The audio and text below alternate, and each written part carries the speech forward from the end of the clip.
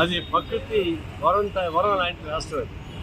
భారతదేశంలో సహజమైనటువంటి అన్నచందాలు రాష్ట్రం, పర్యాటకుల్ని ఆకర్షించే రాష్ట్రం.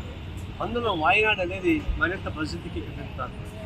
యాత్రికులు ఎక్కువ పోతూ ఉంటారు. చాలా చూడవచ్చు, చక్కగా అందంగా వీళ్ళంతా కొండలు పోతూ ఉంటాయి. అధిక వర్షం వచ్చిన వల్ల కొండలు మెత్తగా పెరిగిపోయి వచ్చి ఇళ్ళు కొన్ని వేల ఇళ్ళు మాయమైపోయి కనపడుతుంది. మనుషులు కూడా దొరకదు, పొద్దు అది పట్టుకోవడం కష్టం, శవాలు కూడా దొరకదు. కానీ ఇళ్ళ పరిస్థితుల్లో నష్టం జరిగింది.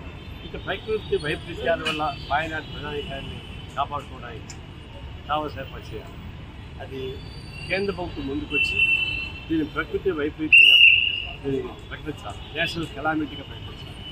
తద్వారా యుద్ధ సాయం చేయాలి.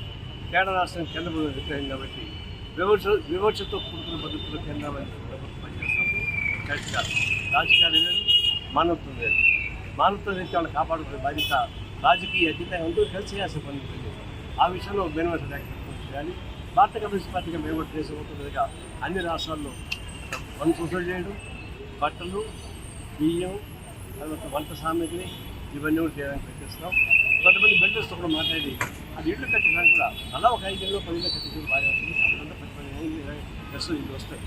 దానిపై చేద్దాము. అందులో ఇల్లు సౌకర్యాలు, బియ్యం, బట్టలు, వంట పాత్రలు ఇవన్నీ చేయమన్నా. ఇప్పుడు మెడిసిన్స్ కూడా వాళ్ళకి ఏమి మందులు కావాలో అవి కూడా సేకరిస్తున్నాం. కలిపి దేశం మొత్తంగా స్వీకరిస్తుంది. ఆ సందర్భంగా హైదరాబాద్ సిటీ పార్టీ కూడా దీన్ని కల్పించుకొని కేరళ వాయనాడు బాధితులకి సహాయంగా కోరుతున్నాం. అందరూ కలిసి వచ్చి సహాయం కోరుతున్నాం.